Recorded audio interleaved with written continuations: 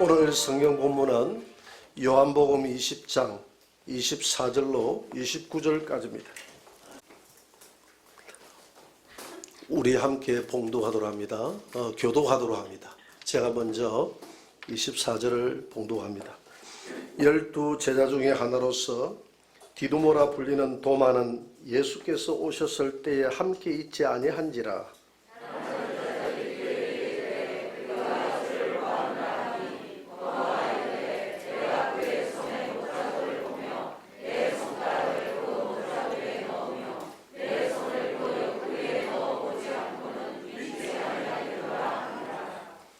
여덟 해를 지나서 제자들이 다시 집안에 있을 때에 도마도 함께 있고 문들이 닫혔는데 예수께서 오사 가운데 서서 이르시되 너희에게 평강이 있을지어다 하시고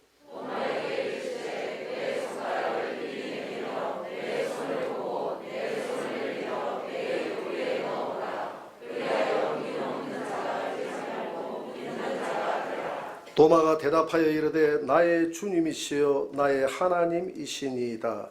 예수께서 이르시되 너는 나를 본거로 믿느냐? 보지 못하고 믿는 자들은 복되도다 하시니라. 아멘. 오늘 우리 말씀의 제목을 다 같이 말해 봅시다. 시작. 도마의 신앙 고백. 한 번만 더 말해 봅시다. 도마의 신앙 고백. 오늘 부활절 둘째 주일입니다.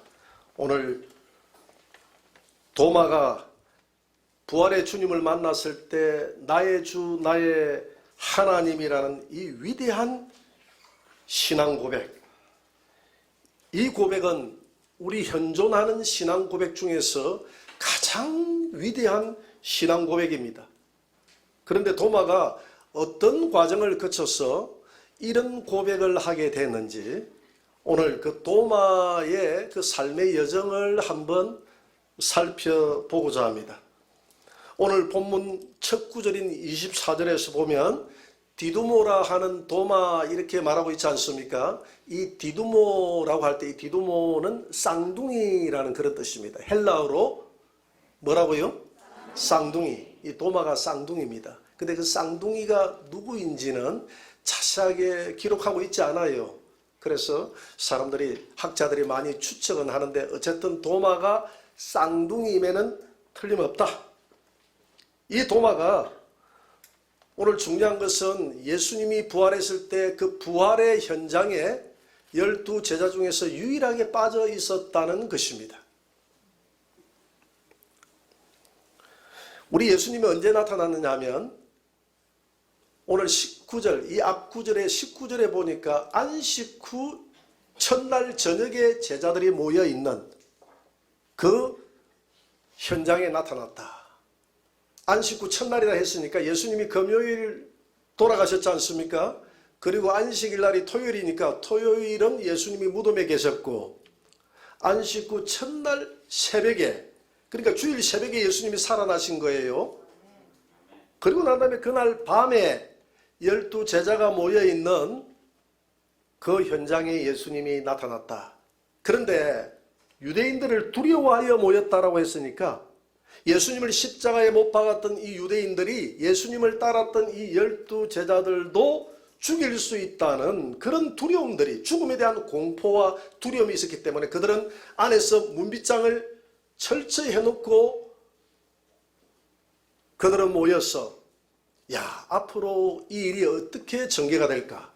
시국이 어떻게 돌아갈까? 우리의 운명은 어떻게 되나? 우리 예수님은 정말 왜 그렇게 힘없이 돌아가셨을까? 등등 기타 등등 모여서 여러 가지 이야기를 많이 나누면서 서로 위로도 하고 하면서 그렇게 있었겠죠. 그 순간에 예수님이 마치 영화의 한 장면처럼 그냥 환한 빛 가운데서 짠 하고 주님이 나타났습니다. 제자들이 얼마나 놀랐겠습니까? 그러면서 주님이 너희에게 평강이 있을지어다. 그리고 평강을 두 번이나 인사해요. 다시 말하노니 너희에게 평강이 있을지어다. 왜 이렇게 두 번이나 이야기했을까요? 제자들이 얼마나 지금 두려워하고 있는가를 알 수가 있죠. 우리가 생각할 때 좀 두려워했겠지. 그게 아닙니다. 굉장히 그 두려움에, 우리가 코로나만 좀 걸려도 이렇게 두려워하는데 지금 예수님을 십자가에 잔인하게 죽였던 저들이 우리도 죽일 수 있다는 그런 두려움 속에 있지 않겠습니까? 그렇기 때문에 주님이 너에게 평강이 있을지어다 두려워하지 말라 이 말이거든요. 여러분 오늘 우리에게도 주님은 동일하게 말씀하십니다. 여러분들에게 평강이 있기를 소원합니다. 주님이 그렇게 축복하고 있는 줄 믿습니다. 두려워하지 마시기 바랍니다. 그런데 이렇게 정말 너무나 놀라고 이 기쁜 이렇게 좋은 자리에 왜 도마가 빠져 있었을까? 도마는 지금 어디에 뭘 하고 있을까? 자세한 기록이 성경에 없어요. 그래서 우리는 도마가 이 시간 왜 빠져 있었을까라는 이 문제를 왜 우리가 알아봐야 될 필요가 있느냐 하면 조금 전에 이야기했지 않습니까? 나의 주 나의 하나님이라는 이 위대한 고백을 하기까지 도마가 그 자리에 현장에 없으면서 많은 방황을 하면서 이 고백을 이끌어내는 우리가 과정을 살펴볼 필요가 있다 이 말이죠. 왜냐하면 도마의 그 방황의 과정이 곧 신앙생활을 하는 저와 여러분들의 과정일 수가 있기 때문에 그런 것입니다. 여러분 이 도마의 방황하는 이 과정을 통해서 나의 주 나의 하나님이십니다라는 그 고백을 이끌어내기까지 도마가 걸어왔던 그 공통점을 저와 여러분들이 한번 찾아보는 시간이 되기를 바랍니다. 그런데 도마가 이 자리에 없었던 이유를 저는 도마의 성품에서 찾아봤습니다. 도마의 성격. 요한복음에 보면 도마 이야기가 3번 나옵니다. 마태, 마가, 누가에게는 그냥 도마가 12제자 중에 한 사람이었다. 요 정도밖에 안 오는데 이 요한복음에는 도마의 이야기가 3번이나 나와요. 그래서 이 사도 요한은 이 도마가 나의 주 나의 하나님이라는 위대한 고백을 이끌어냈기 때문에 이 도마의 행적을 중요하게 여기면서 기록을 하는 것을 보게 됩니다. 먼저 11장에 보면 나사로의 죽음 때에 도마가 등장을 합니다. 나사로가 다 죽어가니까 그의 두 누이가 있었는데 마르다와 마리아 아닙니까? 마르다와 마리아가 자기 오라버니가 오빠가 죽어가니까 사람을 예수님에게 보냅니다. 그때 예수님은 어디에 있었느냐 하면 요단강 동편 모압 땅에서 복음을 전하고 있었어요. 왜 그랬느냐 하면 예루살렘에서 오늘 11장 앞에 12장 11장은 나사로장이고 10장에 보면 예수님이 나와 아버지는 하나다 이렇게 함으로써 자신을 하나님의 반열에 올라놨기 때문에 유대인들이 유일신 하나님만을 생각했는데 예수님이 하나님의 아들이요 자신이 하나님이다 하니까 신성모독죄로 돌을 들어서 예수님을 쳐 죽이려고 합니다. 그래서 예수님은 그 자리를 잠시 피해서 요단강 동편까지 피신을 해 있었던 상태입니다. 이런 상태에 예루살렘 근처 베단이라는 이곳에 나사로가 살았거든요. 거기서 좀 멀리 떨어졌지만은 사람을 보내서 빨리 건너와서 우리 오라버니에게 안수하면 낫겠나이다 이렇게 이야기하거든요. 그 소식을 듣고 병문안을 좀 와달라는 이 소식을 들었죠. 예수님은 가자고 이야기합니다. 오늘 11장 7절을 한번 봅니다. 다 같이 볼까요? 그 후에 제자들에게 이르시되 유대로 다시 가자 하시니 자 우리가 여기 있을 게 아니라 유대 지역으로 올라가자. 지금 이 지역은 유대 지역이 아니라 모압 땅이거든요. 그러니까 유대 지역 예루살렘 베다니 쪽으로 올라가자. 베다니는 예루살렘 바로 동편에 거리가 얼마 안 되는 거리입니다. 거기에 이제 나사로가 살았으니까 올라가자 이 말이거든요. 그랬더니 제자들이 반대를 합니다. 요한복음 1장 11장 8절 그 다음 절입니다. 읽어봅니다. 제자들이 말하되 랍비여 방금도 유대인들이 돌로 치려 하였는데 또 그리로 가시려 하나이까. 주님 예루살렘에서 우리가 왜 여기까지 왔습니까? 돌을 들어가지고 그들이 분노해서 난리를 쳤는데 올라가면 죽습니다 이 말이거든요. 올라가면 돌에 맞아 죽습니다. 그러니까 제자들은 우리 스승님만 죽는 것이 아니라 자기들도 죽음에 놓일 수 있다는 그런 위험한 불구덩이에 우리가 왜 들어가야 됩니까? 이렇게 했을 때에 같이 올라가서 함께 죽으면 되지 라고 말했던 사람이 있는데 요한복음 11장 16절을 한번 보세요. 같이 읽어볼까요? 디두모라고도 하는 도마가 다른 제자들에게 말하되 우리도 주와 함께 죽으러 가자. 우리 죽으러 가면 되지. 그냥 죽으면 되지.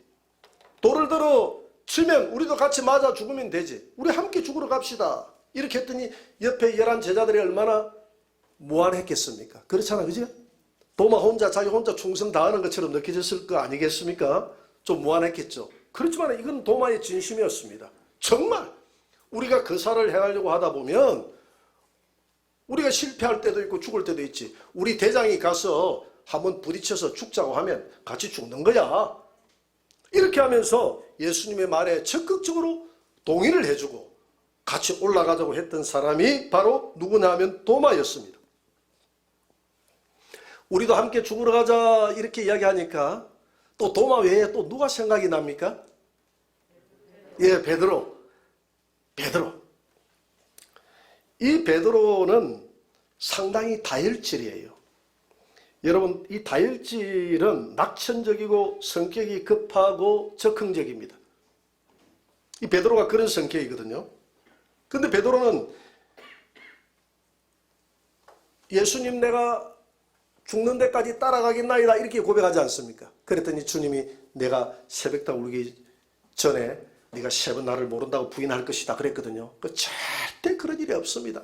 나는 죽는 데까지 따라갑니다 하고 충성 고백을 했던 사람이 베드로였습니다. 그렇게 충성 고백을 해놓고 베드로는 예수님을 모른다고 그러죠. 그 모른다고 하고 나니까 모른다고만 한 게 아니라 자기가 살기 위해서 예수님을 저주까지 하죠. 그러고 나니까 뭐가 좀 찔립니까?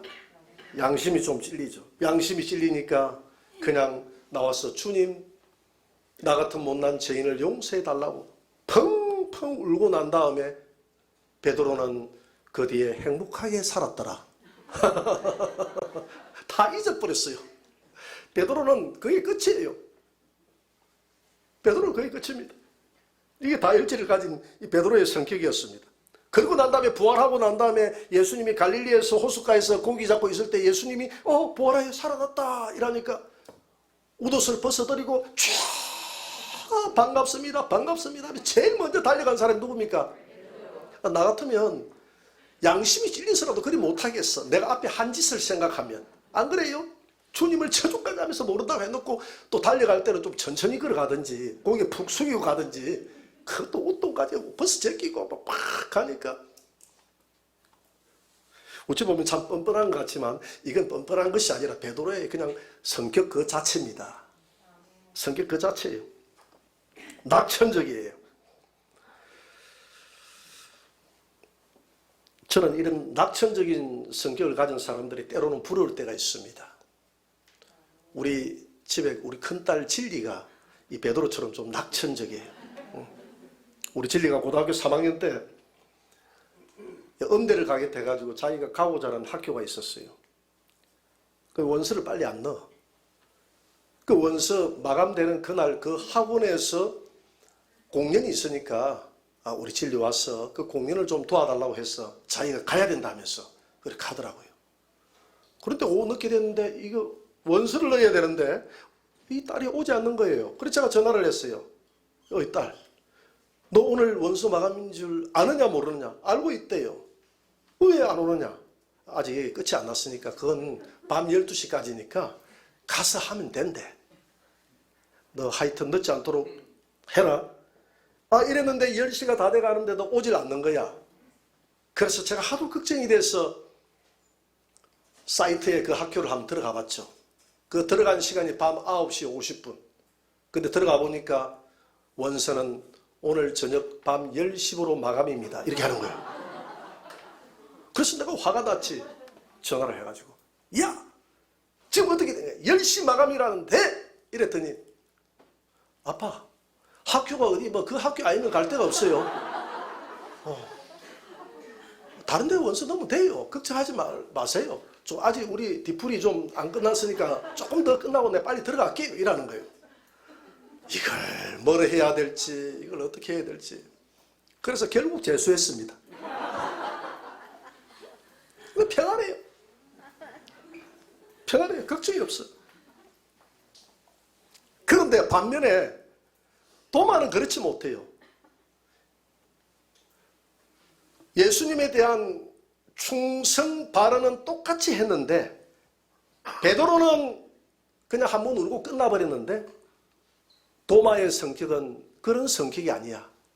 그래서 학자들은 도마의 성격을 점액질이라 하더라고. 점액질. 이 서양 의학의 아버지라고 하는 히포크라테스가 사람의 그 기질이 사람에게서 나오는 체액에 따라서 달라진다고 했지 않습니까? 그래서 뭐 다혈질, 베드로 같은 경우는 다혈질, 그 다음에 우울질, 모세 같은 경우에는 아주 세밀하고 이래서 모세 같은 경우에는 우울질이다 하죠. 그 다음에 담접질, 이 담력이 큰 사람. 사도 바울 같은 경우에는 담접질이다 하죠. 그죠? 그 다음에 점액질. 오늘 도마 같은 사람. 점액질이라고 합니다. 냉정합니다. 그리고 소심해요. 그러니까 도마는 냉정하고 소심하다 보니까 내가 주님을 죽는 데까지 따라가서 함께 죽자고 했는데 함께 죽지 못했던 자기에 대한 자책감. 그리고 제자들하고 함께 있으려고 하다 보니까 제자들이 괜히 자기 보고 손가락질 하는 것 같아. 안 그렇겠어요? 왜냐하면 제자들은 올라가면 안 됩니다라고 했는데 올라가서 죽으면 되지. 뭘 그렇게 죽음을 두려워해. 제자들을 무한하게 만들었던 사람이 도마였어요. 그런데 자기가 괜히 너 죽으러 가자고 해도 왜 안 죽어? 이렇게 이야기할까 봤어. 그렇잖아요. 제자들은 차라리 그런 말이라도 안 했으니까 되는데 자기 스스로 가만히 생각해 보니까 제자들에게 붙어있기도 무안하고 내가 왜 그런 이야기를 했을까라고 생각하니까 무안하기도 하고 그리고 주님 생각하면 내가 주님을 배반했다는 생각 때문에 이게 머리에 떠나지 않는 거예요. 그래서 이 도마는 그 자리에 제자들과 함께 있을 수가 없어서 도마는 방황하기 시작합니다. 어디 쓸쓸히 걷고 있네. 도마는 밤길을 쓸쓸히 그렇게 아마 걸으면서 많이 방황했을 겁니다. 그리고 난 다음에 실컷 방황하다가 도마는 밤이 깊었기 때문에 그래도 제자들이 있는 곳에 한번 가보자. 그래서 제자들이 있는 곳에 똑똑 저 도마입니다. 문 좀 열어주세요. 너 어디 갔다 왔니? 예, 좀 방황하다 왔습니다. 그런데 제자들의 얼굴이 환하게 밝아 있어. 너 그 자리에 있어야 되는데 우리 예수님이 부활해서 왔다 갔어. 우리 예수님이 왔다 갔단 말이야. 이렇게 이야기를 합니다. 그런데 예수님이 이렇게 왔다 갔다고 하는데도 도마는 예수님을 믿지 못합니다. 예수님이 부활했다는 왔다 갔다는 이 사실을 믿지 못합니다. 오늘 20장 25절에 한번 봅니다. 제가 읽어볼게요. 다른 제자들이 그에게 이르되 우리가 주를 보았노라 하니 도마가 이르되 내가 그의 손에 못자국을 내가 보며 내 손가락을 그 못자국에 넣으며 내 손을 그 옆구리에 넣어보지 않고는 내가 믿지 않겠다 이렇게 이야기합니다. 이것 또한 완벽을 추구하는 우리 도마의 성품의 문제다 이렇게 생각합니다. 도마의 성품, 완벽을 추구하는 도마의 성품. 이렇게 세밀하게 이성적이고 이렇게 따지기를 좋아하는 사람들이 있지 않습니까? 이 어문이 풀리지 않으면 믿지 않는 사람, 꼭 어문이 풀릴 때까지 캐야 되는 사람.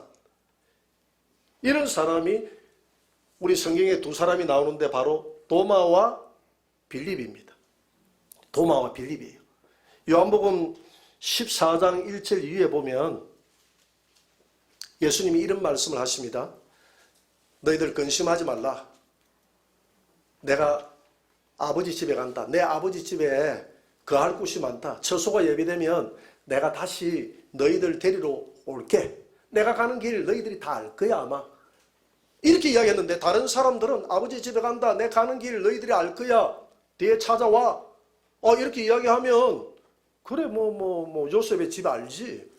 그 모르면 물어서 가면 되지. 이렇게 생각하고 대충 넘어갔는데 대충 넘어가지 못한 사람이 누굽니까? 도마였어요. 도마. 오늘 14장 5절 한번 보세요. 도마가 뭐라고 이야기하는지 다 같이. 도마가 이르되 주여 주께서 어디로 가시는지 우리가 알지 못하거늘 그 길을 어찌 알겠사옵나이까. 대충대충 못 넘어가는 사람이 도마입니다. 도마는 궁금한 게 있으면 꼭 물어봐야 돼요. 그렇게 해야 돼. 알아야 돼. 주님, 우리 모릅니다. 주님이 가는 길 안다고 했는데 모릅니다. 그렇게 이야기했더니 그 다음 구절입니다. 다 같이 예수께서 이르시되 내가 곧 길이요 진리요 생명이니 나로 말미암지 않고는 아버지께로 올 자가 없느니라. 여러분, 이 예수님의 나는 길이요 진리요 생명이라는 이 말씀이 너무 중요한 말씀이에요. 우리가 타 종교인들에게 말할 때 그렇게 말하지 않습니까? 예수님 자신만이 길이라고 했어. 예수님만이 진리야. 예수님만이 생명이야 할 때 이 요한복음 14장 6절의 말씀을 들어서 우리가 설명하고 있습니다. 여러분, 이 고백은 제자들이 한 고백이 아니라 예수님 입에서 나온 고백인데 이 고백을 이끌어낸 사람이 누굽니까? 도마. 도마의 그 끊임없이 의심하고 파고드는 그 성격이 아니었더라면 오늘 이 고백을 예수님이 오늘 하실 수가 없었어요. 그러니까 도마가 위대한 고백을 이끌어내는데 기여했습니까? 안 했습니까? 기여했습니다. 도마가 너무나 위대한 고백을 이끌어냈어요. 예수님으로부터. 그리고 본인도 너무나 위대한 고백을 했습니다. 나의 주 나의 하나님이라는 이 고백은 인류 역사상 이런 고백을 가장 예수님에 대해서 정확하게 한 고백이 이 고백이에요. 여러분, 예수님이 나의 주 나의 하나님으로 믿으시기 바랍니다. 단순한 인자가 아니라 단순한 위인이 아니라 그분은 하나님이십니다. 그래서 때로는 도마가 성격이 까다롭다 그런 게 아니라 진리를 탐구하고자 하는 이 도마의 성품은 참 귀한 것입니다. 의심하는 도마 뭐 이렇게 이야기하는데 이 의심이 단순히 안 믿기 위한 의심이 아니라 더 진리로 들어가기 위한 의심이기 때문에 이런 의심들은 진리를 탐구하기 위한 의심들은 얼마든지 가능하고 주님이 기뻐하시는 것인 줄 믿으시기 바랍니다. 이 덩벙대고 믿는 것도 중요하지만은 그냥 믿는 것도 중요하지만은 이렇게 진리를 탐구했던 사람들은 그 진리의 문제가 해결되면 절대 주님을 버리지 않아요. 오늘 도마 이야기에서 살짝 또 비켜나가서 제가 빌립 이야기했으니까 이 도마하고 성격적으로 이웃 사촌간이 빌립이에요. 성격이 비슷해요. 이 빌립은 뭐라고 이야기하느냐면 예수님이 내 아버지 집에는 거할 곳이 많다. 내가 처소 예배하러 가면 처소 예배되면 너희들 데려와서 내 아버지 집에 네가 방 하나씩 주어가지고 거기서 편하게 지낼 수 있도록 해줄게. 이렇게 이야기하니까 이게 이해가 안 됐던 사람이 빌립입니다. 다른 제자들은 이해가 되고 안 되고가 없었어요. 그냥 듣고 넘어갔어요. 왜 빌립은 이해가 안 됐냐면 빌립은 이 5,000명이나 되는 많은 빈들에 있는 사람들 보리떡 5개와 물고기 2마리 가지고 어떻게 먹입니까? 이렇게 이야기했던 사람이 빌립, 계산에 빠른 사람이 빌립 아닙니까? 그죠? 굉장히 이성적인 사람이 빌립입니다. 또 빌립이 이성적으로 생각하는 겁니다. 아니, 빌립이 생각해보니까 우리 예수님의 아버지는 요셉이었고 요셉은 목수였고 엄청 가난해서 자기들 집에 식구들, 그 많은 식구들 삐댈 자리도 없는데 아니 우리 아버지 집은 거할 곳이 많다니. 여러분 그걸 한번 생각해 보셨어요? 빌립의 마음을 한번 이해해 보셨습니까? 이렇게 빌립이 생각해 보니까 도저히 이치에 맞지 않는 이야기를 지금 예수님이 하고 있는 겁니다. 그래서 빌립이 하는 말이 생각에 예수님이 이 요셉 말고 또 다른 이아버지가 있나? 돈 많은 이아버지를 두고 있나? 그래서 아버지를 어떻게 하라고 합니까? 보여달라고 합니다. 예수님 아버지 한번 보여주세요. 그 요셉이 아닌 다른 아버지라면 내가 믿겠습니다. 요셉은 가난하다는 것을 내가 알고 있어요. 그렇게 아버지를 보여달라고 합니다. 이 빌립이 아버지 보여달라고 하는 이것도 14장에 보면 그 위에 예수님의 그 답변 하나하나가 위대한 답변을 이끌어냅니다. 그래서 여러분 궁금한 게 있으면 계속 저에게도 좀 물어보시고 구역장한테도 물어보시고 그래서 우리 구역장 답변을 못하더라 해도 계속 물어보세요. 나보다 먼저 신앙생활 한 사람한테 물어보세요. 물어보시다 보면 위대한 답변이 나옵니다. 진리가 나와요. 어떤 분들은 막 기도를 부탁도 해요. 목사님 기도해 주세요. 기도해 주세요. 그지 기도해 달라는데 또 다른 거 기도 제목, 또 다른 기도 제목 가져와서 기도해 달라고 그래. 귀찮게 해서 미안합니다 하는데 그 귀찮게 해서 기도를 끌어가는 그 사람이 복된 사람인 줄 믿습니다. 그렇다 해서 왕창 다 와서도 기도 제목 다 저한테 이야기하면 안 됩니다.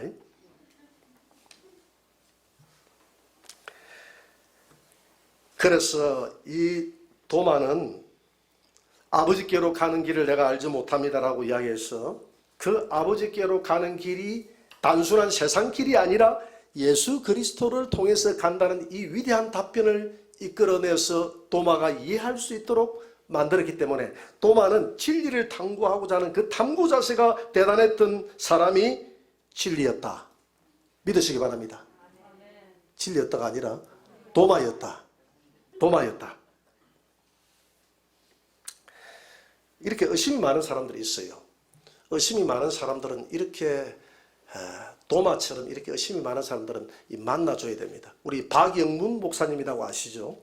그 박영문 목사님이 이전에 그 본인 스스로 깡패라고 했지 않습니까? 그래서 그분이 그냥 뭐가 마음에 안 들었는지 처갓집에 있는 사람들 다 죽이고 자기도 죽고 이렇게 하려고 끝을 내려고 방에 그렇게 자살을 시도하고 있었는데 그때 방문이 환해지면서 천사 둘이가 찾아왔다고 그렇게 간증을 하지 않습니까? 그러면서 그 천사 둘이가 자기 영혼을 끌고 천국으로 데려갔다는 거예요. 천국도 보여주고 지옥도 보여주고 그리고 구경을 잘 하고 왔다고 그랬어요.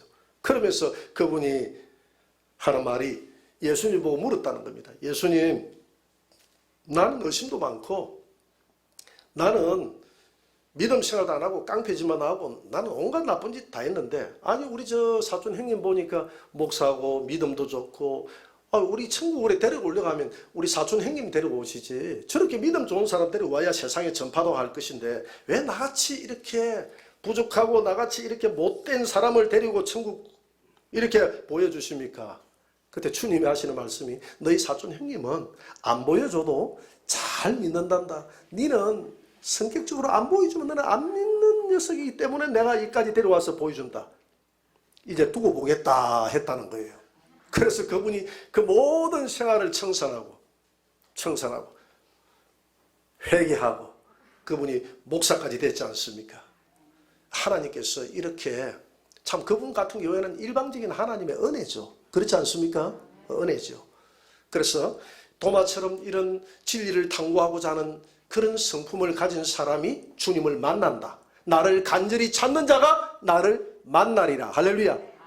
도마처럼 이렇게 주님을 간절히 찾는 저와 여러분들이 되시기를 바랍니다.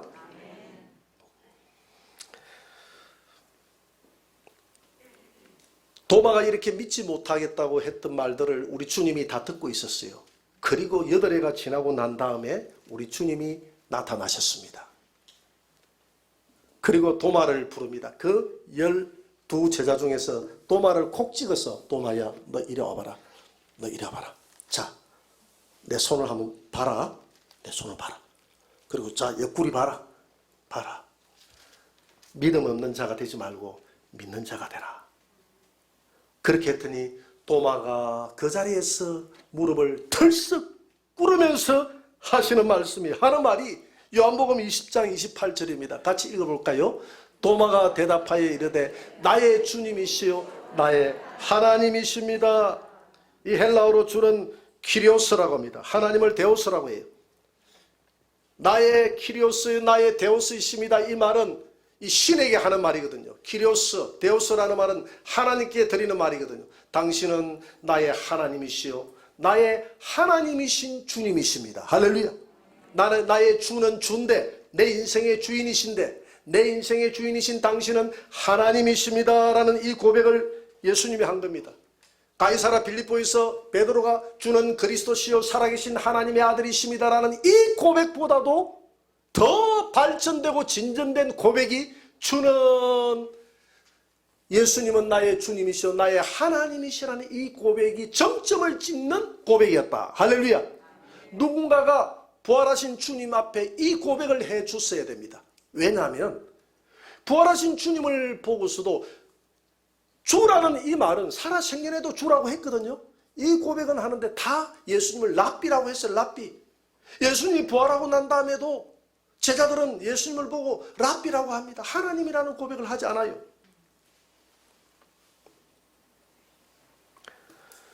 요한복음 20장 16절 한번 봅니다. 다 같이 읽어볼까요? 예수께서 마리아야 하시거늘 마리아가 돌이켜 히브리 말로 랍보니 하니 이는 선생님이라는 말이라. 마리아에게, 막달라 마리아에게 제일 먼저 나타났어. 부활의 주님이 나타났어. 지금 죽음에서 부활했어. 마리아야 하고 나타났으면 오 나의 주 나의 하나님 이렇게 고백을 해야 되는데 마리아조차도 하나님이라 고백하지 않고 선생님 이렇게 고백을 하니까 이게 문제다 이 말이죠. 누군가가 예수님을 하나님으로 고백을 해야 되는데, 여러분 이 고백을 한 사람이 누굽니까? 도마.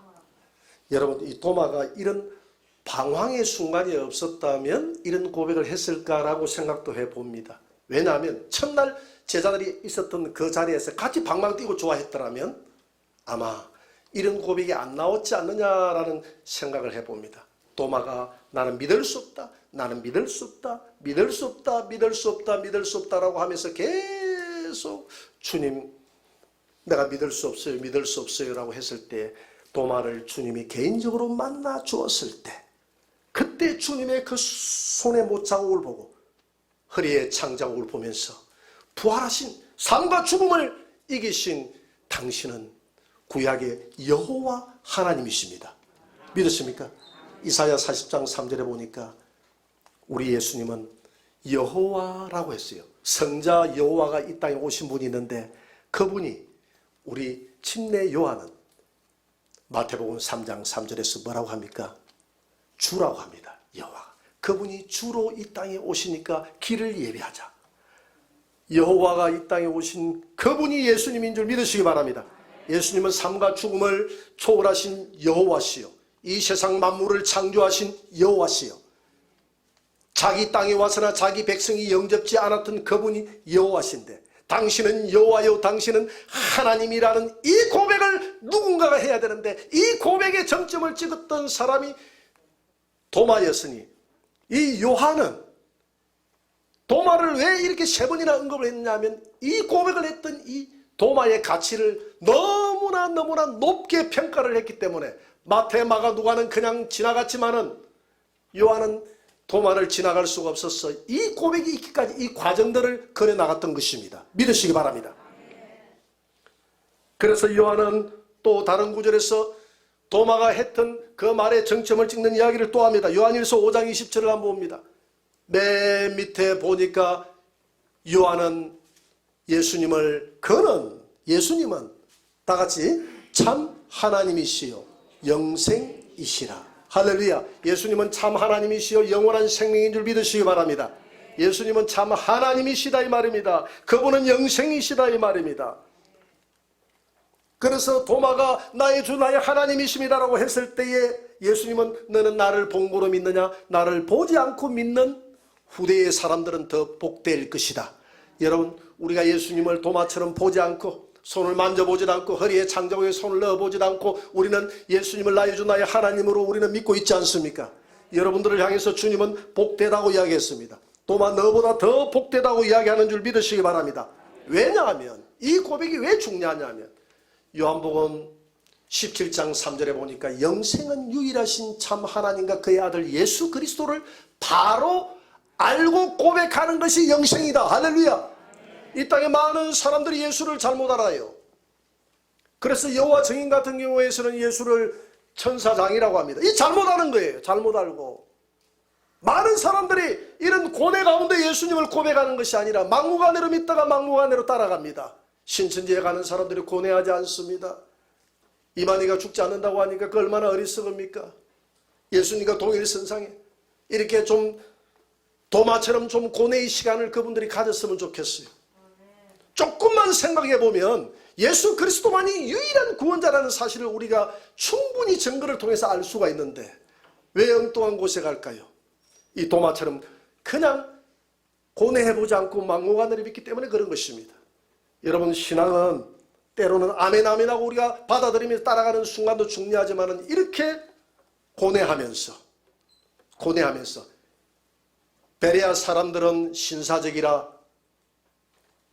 복음을 전하고 나면 그 말씀이 그러한가 그러하지 않는가를 집에 데리고 간 게 아니라 집에 가서 밤을 새워서 말씀을 연구하고 상고하더라. 할렐루야.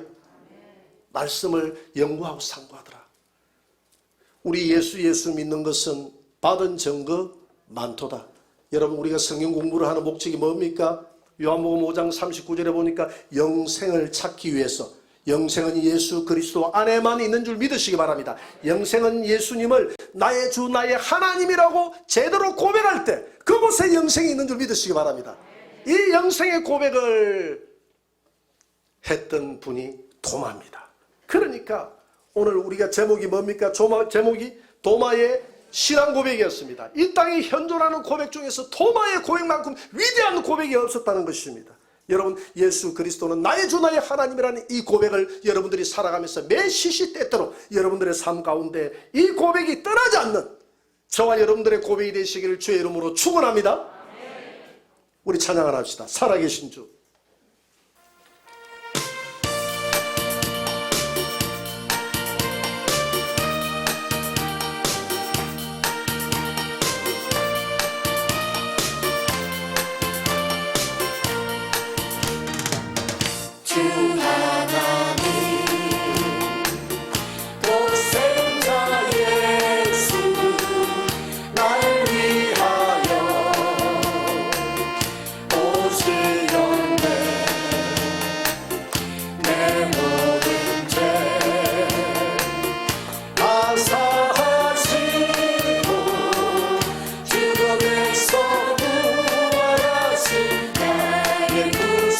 살아계신 나의 예수님, 살아계신 주, 나의 작은 소망, 걱정 없이 전혀 없네. 사랑의 주의 갈 길도 하리, 내 모든 삶이